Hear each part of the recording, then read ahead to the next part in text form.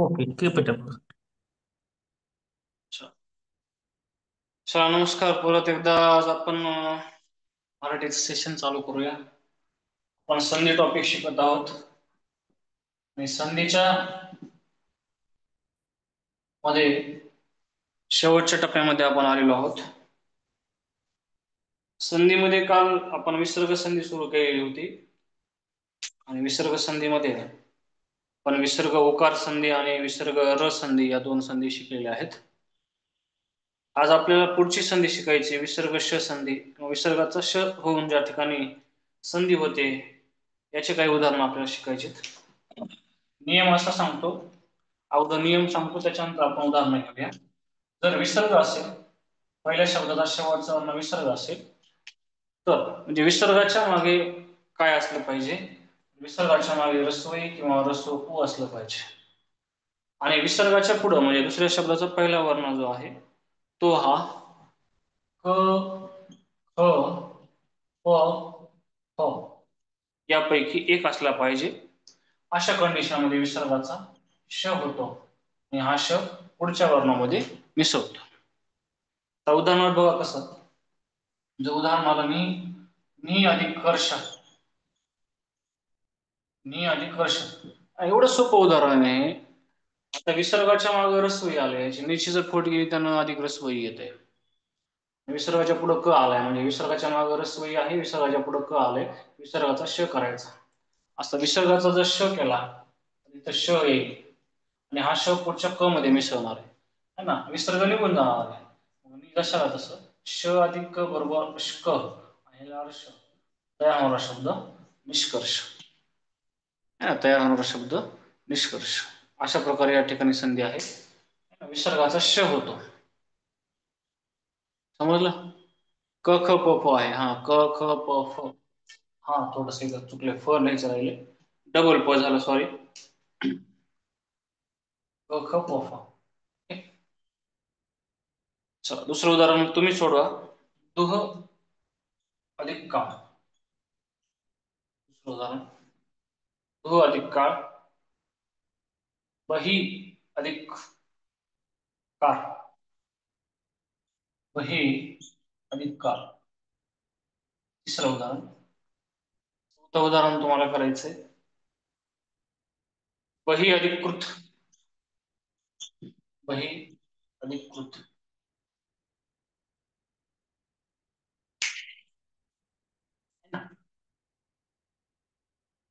जास्त आपल्याला डोकं लावायची गरज नाहीये. तर काय करायचं, फक्त विसर्गाचा श करायचा आणि अधिक क करायचं, का करायचं है ना. तयार होणारा शब्द काय होईल? दुष्काळ. तर बहिष्कार होईल. काय होईल? बहिष्कार होईल. आणि इथं काय होईल? बही श अधिक कृ है ना, श अधिक कृ निष्कृत तयार होणारा शब्द बहिष्कृत. सोपा नियम आहे अगदी हा. याच्यामध्ये एवढं काही म्हणजे अवघड अशी कन्सेप्ट नाहीये. विसर्गाच्या मागे रसोई किंवा रसो पाहिजे आणि विसर्गाच्या पुढे क ख प फ यापैकी एक व्यंजन पाहिजे.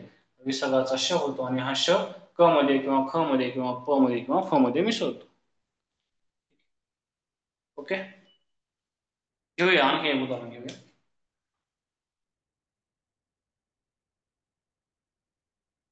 दुह अधिक परिणाम,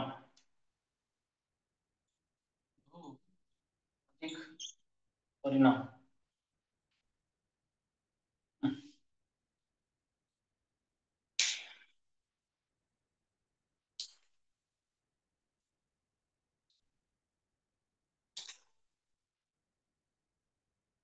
हा दुष्परिणाम होईल. विसर्गाच्या मागे अ आलाय, विसर्गाच्या पुढे प आलाय, विसर्गाचा काय होतो? श होतो. तू जशाला तसं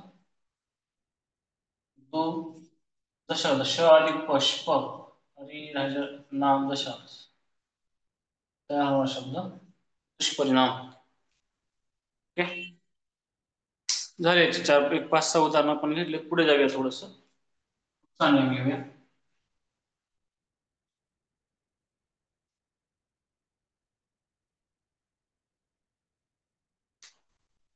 बघा आता सेम तसंच उदाहरण आहे किंवा असाच नियम आहे सेम. विसर्गाच्या माग रस्व होतं मगाशी.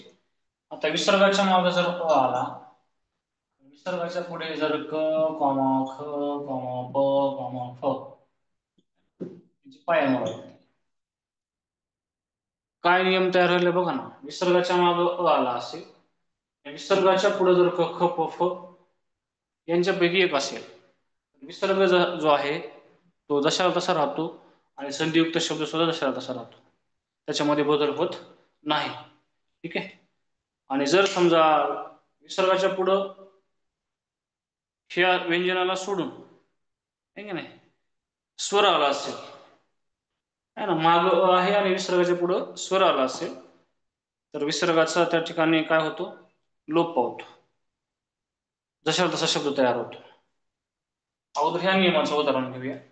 बघा, रजह अधिक अन. किती सोपं उदाहरण आहे बघा. विसर्गाच्या माग अ आला आहे. आता रजह म्हणजे रज अधिक अ अधिक ज अधिक अ. विसर्गाच्या माग अ आलाय, विसर्गाच्या पुढे काय आलाय, क आलाय. तर अशा कंडिशन मध्ये काय सांगितले, विसर्ग जशाला तसा ठेवायचा. म्हणजे या दोन शब्दाला जोडून रजह कण हा शब्द तयार होतो. रजह कण. ठीक आहे. रजह. आणि जर समजा विसर्गाच्या माग अ आहे आणि यापैकी कुठलंच व्यंजन नाही, म्हणजे स्वर आलाय कुठला तरी विसर्गाच्या पुढं, तर काय होईल बघा. इतः इतः अधिक उतः असा शब्द आलाय. आता विसर्गाच्या माग आपल्याला माहिती अ आलेला आहे आणि पुढं काय आलंय, स्वर आलाय. म्हणजे स्वर कोण आलाय, अ अधिक उ आलाय. अशा कंडिशन मध्ये विसर्ग काय करायचंय, लोप करायचा आणि डायरेक्टली इथं लिहायचं इतः उत्तर, असा संधियुक्त शब्द तयार होईल. ठीक आहे. म्हणजे मी ज्यावेळेस नियम सांगतोय ना, तो नियम थोडस जर व्यवस्थित ऐकला आपण, तर उदाहरण सोडवायला आपल्याला सोपं जाणार आहे. आणि सगळ्यात महत्वाची गोष्ट म्हणजे, जरी तुम्ही आता लेक्चर लाईव्ह सेशन मध्ये जरी तुम्ही नियम वाचत असताल, म्हणजे ऐकत असताल किंवा उदाहरण तुम्ही समजून घेत असताल, तरी परीक्षेच्या जाण्यापूर्वी संधी टॉपिक तुम्ही कुठल्या तरी बुक्समध्ये किंवा नोट्समध्ये तुम्ही वाचू शकतात. त्याच्यामध्ये आपण जे काही सेशन घेतलंय ते व्यवस्थित ऐकलं असेल आणि नंतर जर तुम्ही थोडंसं रिव्हिजन दिलं, तर मला वाटतं की संधी टॉपिक सोपा जाईल तुम्हाला. परफेक्ट मार्क त्याच्यामध्ये तुम्हाला पडल्याशिवाय राहणार नाही. ठीक आहे. एक उदाहरण घ्या. उदाहरण असं आहे, अदह अधिक पाथ. अदह अधिक पाथ. इथं विसर्ग आहे, अदह अधिक पाथ. या नियमात बसतंय का पुढे विसर्ग, म्हणजे विसर्गाच्या पुढं स्वर आहे या नियमात बसतंय? विसर्ग राहील का जाईल?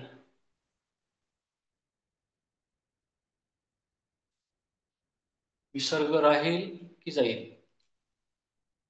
कायम राहील ना विसर्ग, कारण विसर्गाच्या पुढे काय आलंय, ते व्यंजन आलंय ना, प व्यंजन आलंय आणि विसर्गाच्या मागे अ आहे.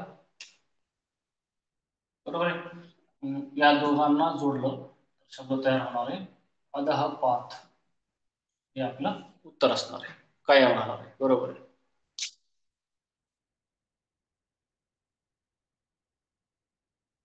ठीक आहे.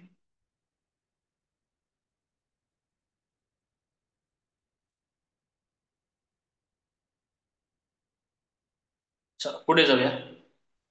पुढचं उदाहरण घेऊ, पुढचा नियम घेऊया आपण. विसर्गाच्या बाबतीत थोडेसे नियम, आता छोटे छोटे नियम आहेत जे की परीक्षेमध्ये येऊ शकतात. त्याच्यामध्ये थोडस आपल्याला आताचे जे आपण तीन म्हणजे चार म्हणजे नियम घेतले ना, चार नाही पाच नियम घेतले, काल दोन घेतले होते आणि आज तीन घेतले, म्हणजे दोन घेतलेत. साधारणतः चार नियम विसर्ग संधीचे हे जे आहेत चार नियम, याच्यावरती जास्त प्रश्न असतात. विसर्ग संधी असेल हे चार नियम फोकस असतो. है ना. काय नियम, काय काय नियम शिकले डबल एकदा आपण परत थोडस रिव्हिजन घेऊया. विसर्गाच्या मागे जर अस्वर असून किंवा विसर्गाच्या मागे जर अस्वर आला आणि विसर्गाच्या पुढे मृदू वर्ण आला, तर विसर्गाचा उ होतो आणि हा उ मागच्या अ मध्ये मिसळतो आणि अ अधिक उ बरोबर ओ होतो. त्याला विसर्ग उकार संधी म्हणतात. त्याला आपण उदाहरण घेतलं होतं यश अधिक धन. हा ना, यश अधिक धन. म्हणजे यश विसर्गाच्या मागे अ आहे आणि पुढे ध आले म्हणजे ध हा मृदुवर्ण आहे, तर विसर्गाचा काय होतो? विसर्गाचा काय होतो? उ होतो. अ अधिक उ बरोबर ओ होतो. विसर्ग निघून जातो. यशः अधिक ओ बरोबर धन म्हणजे यशोधन हा शब्द त्या ठिकाणी तयार होतो. याला विसर्ग उकार संधी म्हणतो. त्याच्यानंतर आपण दुसरा नियम घेतला काल विसर्ग र संधी. आणि विसर्ग र संधी मध्ये काय आहे, तर विसर्गाच्या मागे अ आ शिवाय कोणताही स्वर असतो. अ आणि आ हे दोन स्वर सोडून कोणताही स्वर आला असेल. मोहिनी मॅडम स्क्रीन दिसत नाहीये का? 129 जण आहे. स्क्रीन दिसत नाहीये का? कमेंट आली कोणाची तरी. कमेंट दिसते स्क्रीनवर लिहिलेलं नाही, दिसते ना स्क्रीन? हा. तर विसर्गाच्या मागे अ आणि आ हे दोन स्वर सोडून कोणताही स्वर आल्यास आणि विसर्गाच्या पुढे मृदुवर्ण आल्यास विसर्गाचा र होतो. आणि हा नियम शिकत असताना आपण उदाहरण घेतलं होतं की जर आपण बही अधिक अंग है ना, किंवा आपण धनुर्वात हे उदाहरण घेतलं होतं. धनु अधिक वात, विसर्गाच्या मागे उ आला आणि पुढे व हा मृदुवर्ण आहे. य ल व अर्धस्व मृदुवर्ण आहेत. धनुः अधिक वात, तर त्या ठिकाणी विसर्गाचा र होतो आणि र अधिक वा बरोबर अरवा, धनुर्वा त असा शब्द त्या ठिकाणी तयार होतो. याला विसर्ग र संधी म्हणतात. तिसरा नियम आपण घेतला होता विसर्गाच्या मागे ऱ्हस्व इ म्हणजे आज विसर्गाच्या मागे ऱ्हस्व इ किंवा ऱ्हस्व उ असून पुढे क ख प फ हे वर्ण आले तर विसर्गाचा श होतो है ना. विसर्गाच्या मागे जर है ना ऱ्हस्व इ किंवा ऱ्हस्व आला आणि पुढे क ख प फ आलं तर विसर्गाचा काय होतो? श होतो है ना. काल आता आपण मगाशी उदाहरण घेतलं होतं. कालचे दोन महत्वाचे नियम जे आपण विसर्ग संधी जे घेतले ते फार महत्वाचे होते. आणि आजचे दोन हे दोन्ही ज्याला आपण म्हणतो विसर्गाच्या मागे स्वर आहे आणि पुढे क ख प फ कठोर व्यंजन आहे, ठीक आहे ना, तर विसर्ग कायम राहतो आणि विसर्गाच्या पुढे जर स्वर आला तर विसर्ग निघून जातो म्हणजे विसर्गाचा लोप होतो. असे आपण उदाहरण घेतले होते. चलो आता थोडस आपण काय करूया, दुसरा नियम घेऊया है ना. विसर्गाच्या मागे र आल्यास बघा, विसर्गाच्या मागे र आलाय, विसर्गाच्या मागे र आलाय आणि त्याच्या पुढे मृदुवर्ण आलाय. कुठं? विसर्गाच्या पुढे काय आलाय? मृदुवर्ण आलाय. तर अशा कंडिशन मध्ये विसर्गाचं काय होईल है ना, तर विसर्गाचं काय होतो? एक मिनिट थोडस करेक्शन करू आपण. थोडी इथे विसर्ग नाहीच आहे, विसर्ग नाहीच आहे. हा समजा पुनर्शब्द आलाय, पुनर्शब्द आलाय ठीक आहे ना, आणि पुढे आलाय, पुढे आलेला आहे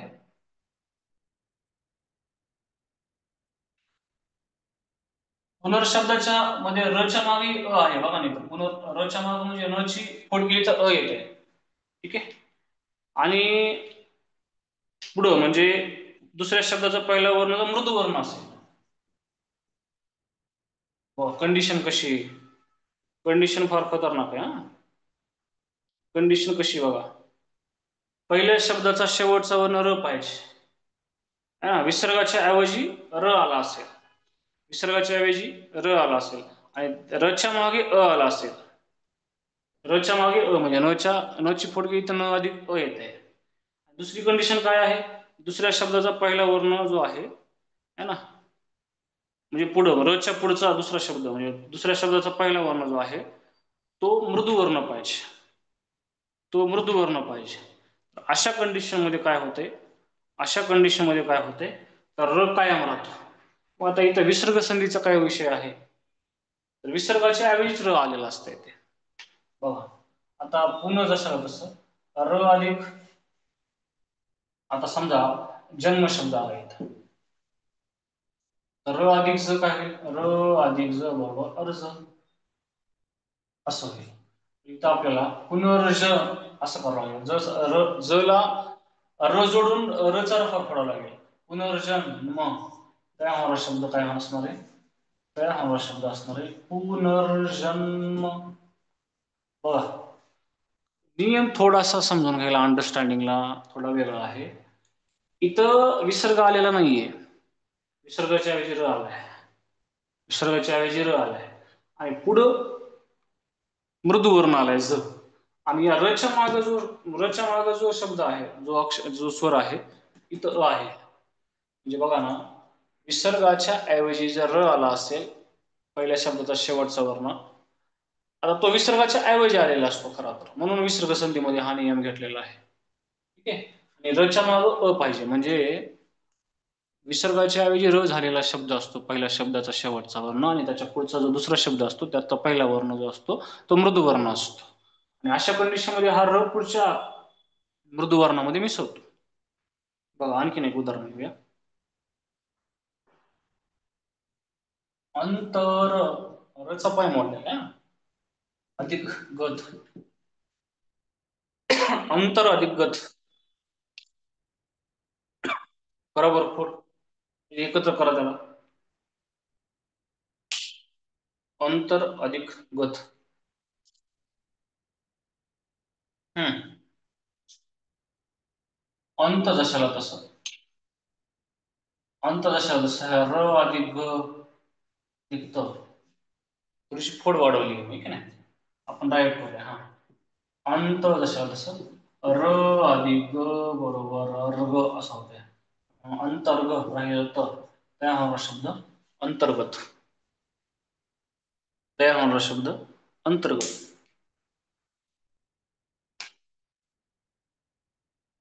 ठीक आहे. अंतर्गत एक नियम थोडासा आता वेगळा घेऊया. हा सोपा आहे. याची फोड म्हणजे याची जोडणी करताना एवढं काही अवघड जाणार नाही. सेम असाच नियम आहे आता सारखाच नियम आहे थोडासा.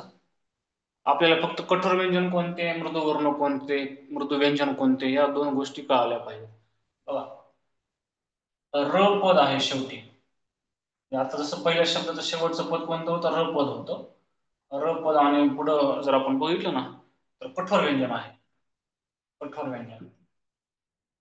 अशा कंडिशन मध्ये काय होणार आहे ते आपल्याला सांगायचं.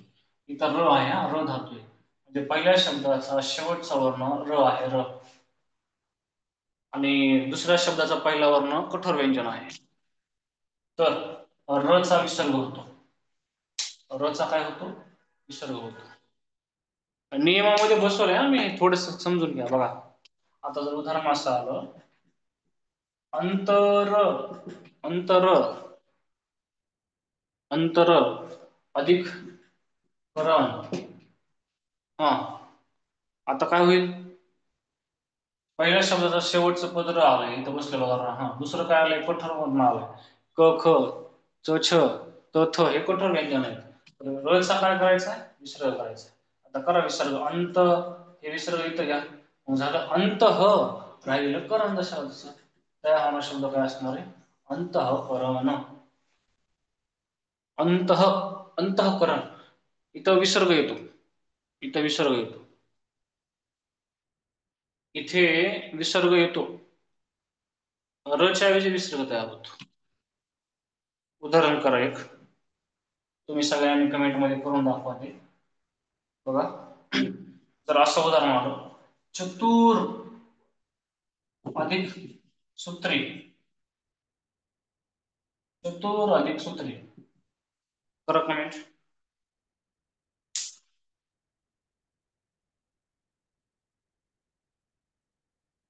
हम्म.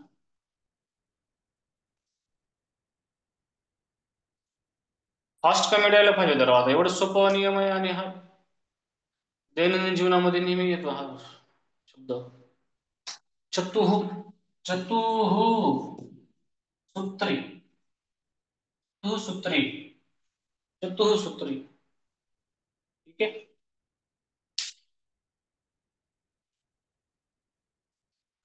समजले का, समजले का. मुख्य नियम आपले विसर्ग संधीचे आपण घेतलेले आहेत. थोडस आता मराठीतल्या विशेष संधीकडे जाऊया आपण.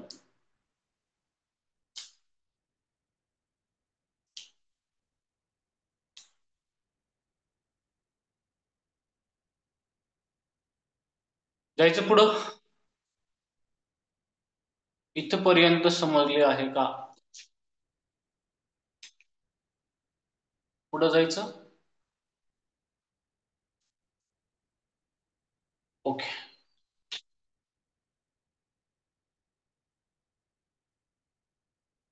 आता आपण थोडा नवीन पॉईंट घेऊया संधी म्हटलं. आज संधी संपत्ती आपली.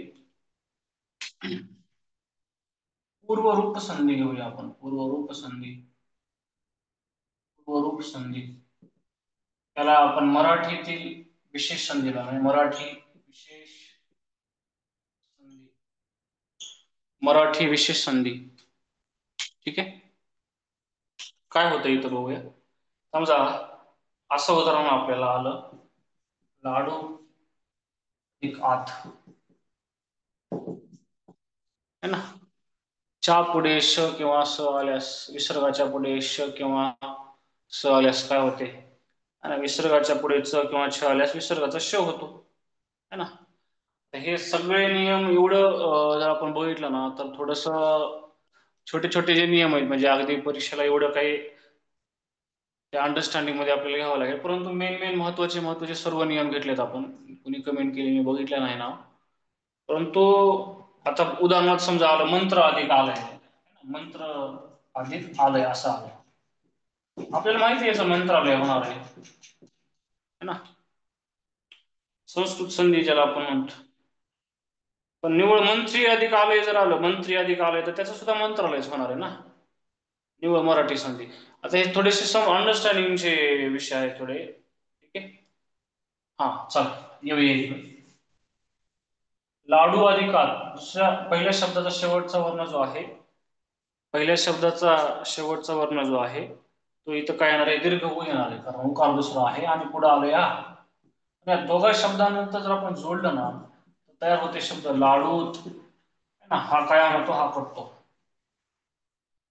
काही मराठीतील काही संधियुक्त शब्द असे असतात की जे दोन स्वरांपासून एक स्वर कटतो आणि दुसरा एक जो शिल्लक राहिला स्वर आहे त्यापासून दोन शब्द जुळतात.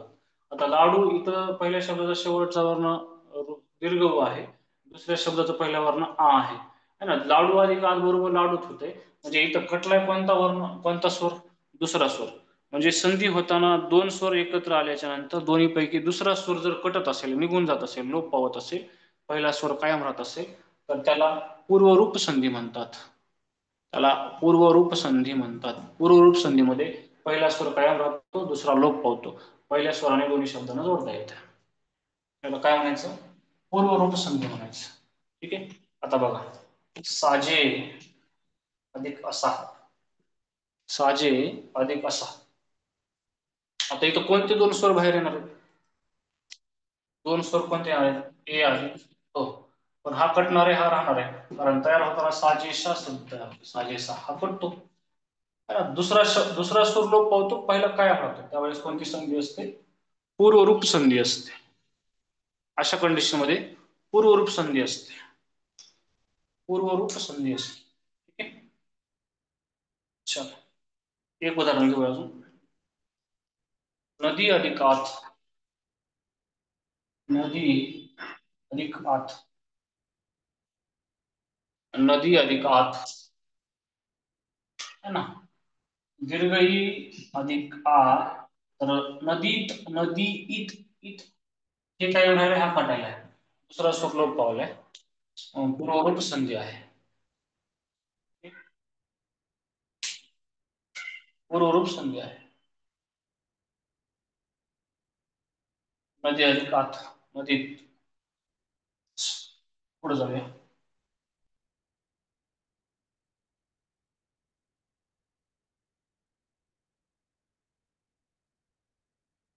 आता जाऊया पररूप संधीकडे. पररूप संधी याच्या उलट आहे. आता पहिला स्वर लोप पावतो, दुसरा कायम राहतो. बघा आपण रस घेतलं. हरड अधिक है ना, ऊन है ना. भरड अधिक भरडून असा शब्द तयार होतो. भरडून. इथं पहिल्या शब्दाचा शेवटचा वर्ण आहे अ, दुसऱ्या शब्दाचा पहिला वर्ण आहे दीर्घ उ. दोन्ही स्वर आहेत. हा कायम राहतोय, हा कटतोय कारण भरड अधिक ऊन है ना. दुसरा उ आलाय म्हणजे हा कायम राहिलाय, हा कटलाय. त्याला म्हणायचं पररूप संधी. मराठीतली विशेष संधी. त्याच्यामध्ये दुसरा स्वर कायम राहतो, पहिला लोप पावतो है ना. चल आता आणखी एक उदाहरण घेऊया. घाम अधिक पोळे. त अ अधिक ओ घामुळे शब्द तयार होतो. घामुळे हा कायम राहतो, हा पडतो. त्याला म्हणायचं पररूप संधी. त्याला म्हणायचं पररूप संधी. घामुळे, हो.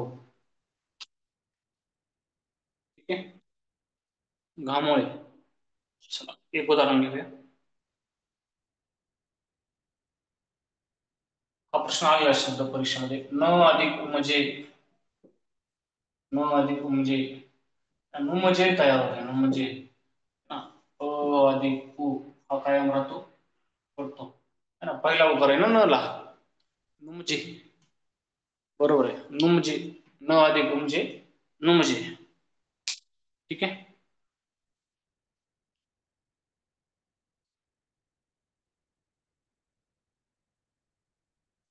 एक थोडस वैशिष्ट्यपूर्ण संधीचं एक उदाहरण घेऊया आपण. या दोन्ही संधी सोपे आहेत बरं का. कोणता स्वर लोप पावलाय आणि कोणता कायम आहे हे थोडस समजून घेणं गरजेचं आहे इथं. चला, एक उदाहरण द्या. उदाहरण घ्या थोडं. अणु, अणु अधिक, अणु अधिक, अणु अधिक संघ. कोणत्या संधीचा नियम, कोणत्या संधीचं उदाहरण आहे किंवा वैशिष्ट्यपूर्ण संधी. त्याला संधी कुठली सांगतात ना, वैशिष्ट्यपूर्ण संधी म्हणून कसं तयार होईल हे साठी नियम आहे.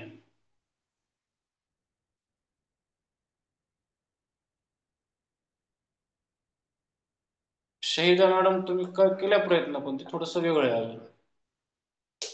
हम्म.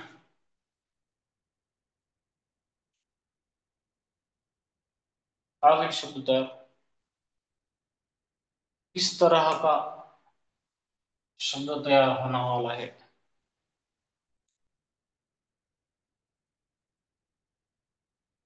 बाणाचं न कसं येईल पूजा मॅडम, तिथं नळाचं न दिलं ना ऑलरेडी. पूजा मॅडम, बाणाचं न कसं येईल तिथं.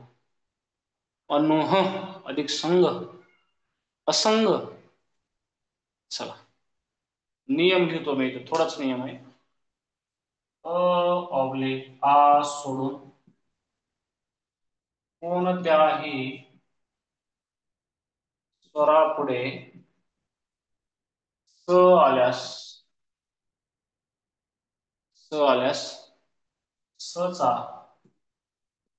श होतो, स चा श होतो.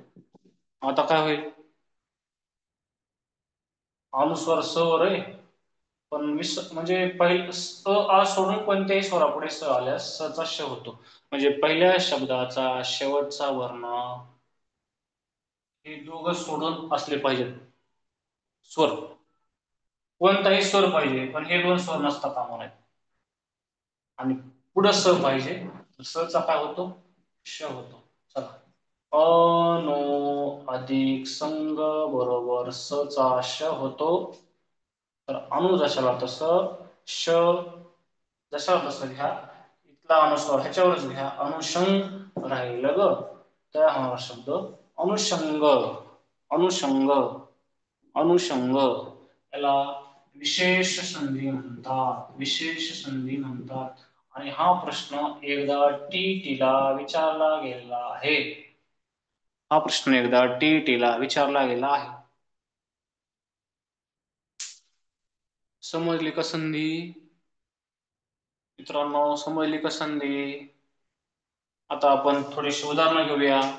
मी तुम्हाला उदाहरण देणार आहे आणि त्याच्यावर विचारणार आहे हे कोणत्या संधीचं उदाहरण आहे. संधीचे सगळे नियम जवळपास अनुषंगाने. हा बरोबर आहे. संधी समजली का. संधी कशी समजली याच्यावर कमेंट करा प्लीज. एक एक अर्धा मिनिट. संधी कशी आहे, संधी टॉपिक कसा आहे, समजला का आणि कसा समजला, किती समजला, कमेंट होऊन जाऊ द्या. छान. बरं अजून सांगत असताना तर मनापासून व्यवस्थित समजावून सांगण्याचा प्रयत्न केला आहे. ह्याच्यापेक्षा सोप्या पद्धतीने कसं सांगता येईल, ह्याच्या म्हणजे जेवढी सोप्या पद्धतीने सांगता येईल तेवढा सांगण्याचा प्रयत्न केला मित्रांनो मी. आणि हे सांगत असताना समजावून सांगणं सोपं नाहीये की बाबा संधी आणि संधीसाठी वर्णमाला पाठ असणे आवश्यक आहे. बरोबर आहे सर. वर्णमाला पाठ नसल्यास संधी येणारच नाही, पाठच होऊ शकत नाही टॉपिक हा. याचे नियमच पाठ होऊ शकत नाही. ठीक आहे. बरेच जण जॉईन आता उशिरा झाले, 146 जण झालेत 119 वरून. सोप्या पद्धतीने संधी घटक समजावून शिकवला, सोप्या सुटसुटीत भाषेत समजवले. बर, ठीक आहे ठीक आहे. आता राहिले टॉपिक आपण घेऊया. मी आत्ता आपल्याला वेळ आहे, समजले सोप्या पद्धतीने सांगितले, सराव गरजेचा आहे. पेपर सोडवताना गोंधळ होतो, प्रत्येक नियम खोडव समजला. तुम्हाला इथं प्रॅक्टिसच करावं लागेल, नियम बघून त्याच्यावरती उदाहरणं सोडवावी लागतील अजून. कारण हे नियम सोपे वाटतात, परंतु गोंधळ होऊन जातो. कोणतरी कमेंट केली बघा, सुटसुटीतपणा असला पाहिजे. स्वरसंधीमध्ये कोणते कोणते नियम आहेत है ना, तिथं दीर्घत्व संधी आहे, गुणादेश आहे, यनादेश आहे, वृद्धादेश आहे. इकडे व्यंजन संधीमध्ये जर आपण बघितलं तर व्यंजन संधीमध्ये सुद्धा गोंधळ आहे सगळा. व्यंजन संधीमध्ये आपल्याला सांगता येते तिथं थोडंसं वेगळेपणा कसा आहे.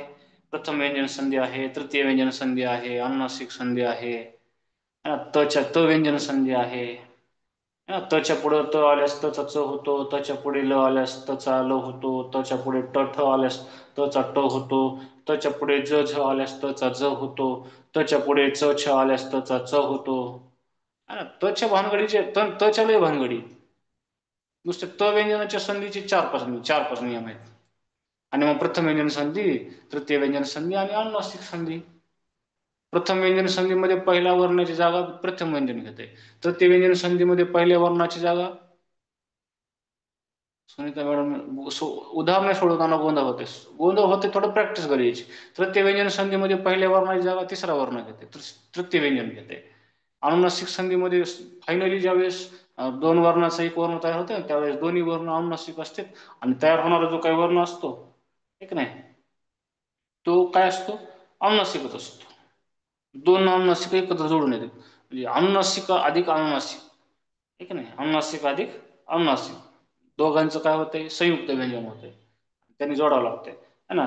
जर आपण चित्त अधिक मय चिन्मय केलं, चिन्मय चिन्ह म न अधिक म, न व्यंजन न अनुनासिक आहे, म अनुनासिक आहे. सर हे हिंदी सब्जेक्टला पण सेम असेल ना, आहे ना, संधी आहे तिकडं पण. ठीक आहे. तर एक उदाहरण देतो मी तुम्हाला, कोणत्या संधीचे उदाहरण आहे ते थोडंसं तुम्हाला सांगावं लागणार आहे. म्हणजे प्रॅक्टिसमध्ये हा टॉपिक घ्यावा लागतो आपल्याला. ठीक आहे, चला घ्या एक उदाहरण.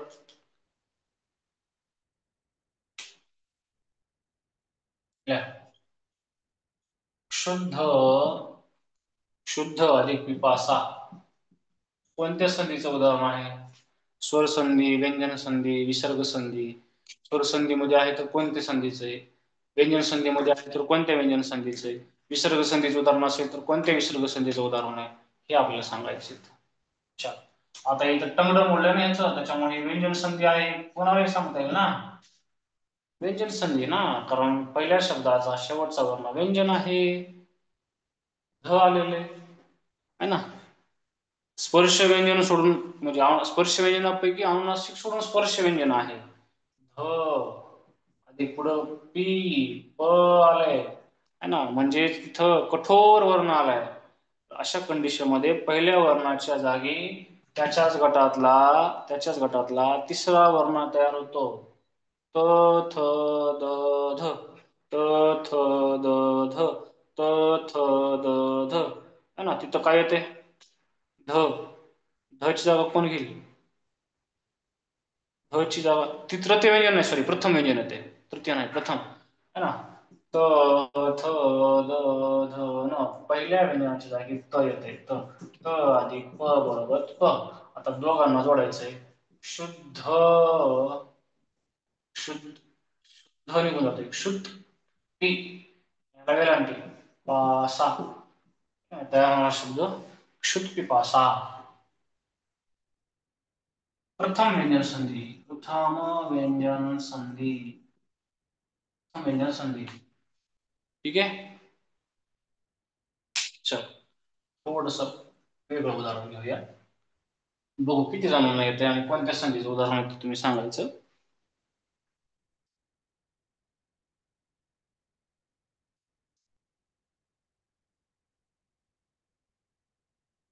ने ने अधिक पण काय होतं,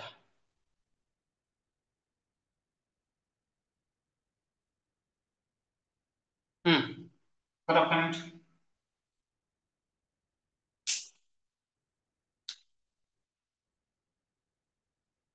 नवशातचं नाही टाकलं बघा उदाहरण उत्तर. हा, चलो कसं होतं ते बघू.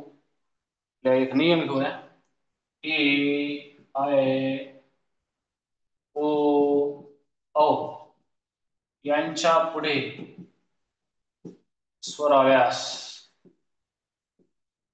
म्हणजे पहिल्या शब्दाचा शेवटचा वर्ण याच्यापैकी एक पाहिजे आणि त्यांच्या पुढे म्हणजे दुसऱ्या शब्दाचा पहिला वर्ण स्वर पाहिजे. अशा कंडिशन मध्ये येचा येचा काय होते, अय होते, अयचा आय होते, ओचा औ होते, औचा आव होते, आव. आणि ते पुढच्या वर्णामध्ये मिसळते. आता बघा इथं काय आहे, पहिल्या शब्दाचा शेवटचा वर्ण ए आहे, ए अधिक अ आहे, है ना. तर एचं काय होणार आहे, अय होणार आहे. अयने जोडायचे दोन्ही शब्दाला, अयने जोडायचे. मग कसं है ना, ए कटला, न आहे फक्त आणि तिथं आहे जोडणारा शब्द अय, आधी पुढे आले अन. मग कसं करायचं आता इथं, कसं करायचं, न अधिक अ न, य अधिक अ य, राहिलेलं न, त्या होणार शब्द नयन. हा नियम राहिला होता, मुद्दा म्हणून शेवटी ठेवला होता. स्वरसंधीचा नियम आहे हा. ए आय ओ औ यांच्या पुढे स्वर आल्यास एचा अय, आयचा आय, ओचा औ, औचा औ होतो आणि पुढील वर्णासोबत मिसळतो. एक उदाहरण देतो, करा.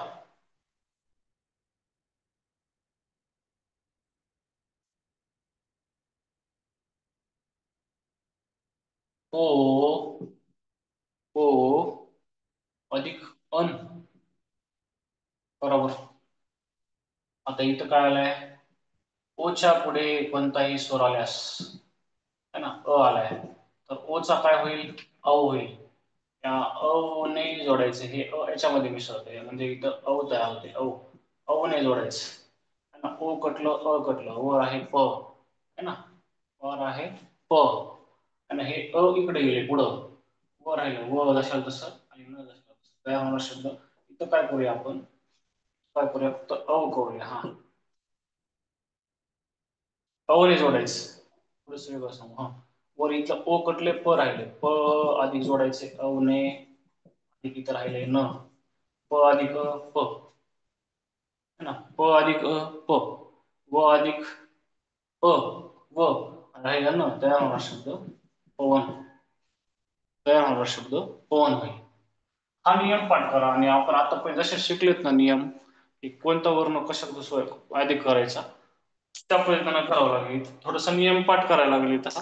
ए आय ओ औ यांच्या पुढे स्वर आल्यास एचा अय, आयचा आय, ओचा औ, औचा आव होतो, पुढील वर्णामध्ये मिसळतो. अशा प्रकारची स्वरसंधी आहे. स्वरसंधीचा हा नियम आहे, स्वरसंधीवर आधारित असलेला हा नियम आहे.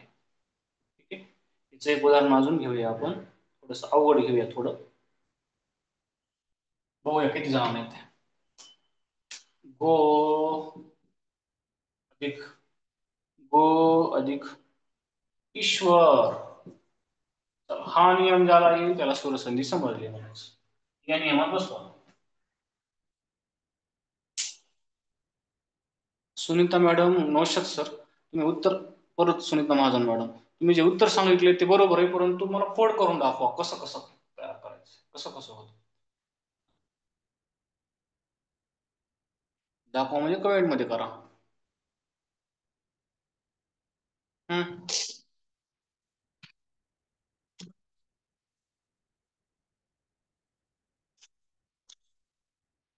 मराठी व्याकरणातला सगळ्यात रफ अँड टफ टॉपिक आपण आज कम्प्लीट केलेला आहे. त्याच्यामध्ये वर्णमाला पाठ असेल तर हा टॉपिक शिकायला मजा आहे. पहिल्या शब्दाचा शेवटचा वर्ण ओ आला, ओच्या पुढे कोणताही स्वर आल्यास ओचा काय होते, औ होते. ठीक आहे, इथं दीर्घ ई आले, औचा काय होतो, औ होतो, औ अधिक हे दीर्घ ई. काय होणार आहे, अ जशा जसं व अधिक ई, अविने जोडावं लागेल, अविने. हवीने जोडावं लागेल आपल्याला. कसं जोडायचं? आता बघा हे इथलं अ कटलं, इथं फक्त ग राहिले. हा, गचा पाय मोडावा लागेल, स्वर निघून गेलाय. दीर्घ ई कटले, जोडायचे. अविने राहिले श्वर, राहिले श्वर. ग अधिक ग है ना, व जसा जसं गवी राहिला श्वर तयार होणार शब्द गवीश्वर. गवीश्वर, गवीश्वर. ठीक आहे. अशा पद्धतीने अशा पद्धतीने हा नियम इथं संपलेला आहे आणि संधी टॉपिक संपलेला आहे. उद्या आपण प्रॅक्टिस घेऊया पुढच्या सेशनमध्ये, म्हणजे उद्या असेल तर उद्याच्या सेशनमध्ये प्रॅक्टिस घेऊया संधी टॉपिकवर आलेल्या प्रश्नांची. आणि त्याच्यानंतर आपण समास घ्यायचा की अलंकार घ्यायचा याच्याबद्दल एकदा कमेंट करा. कोणता टॉपिक नेक्स्ट घ्यायचा आहे, समास की अलंकार?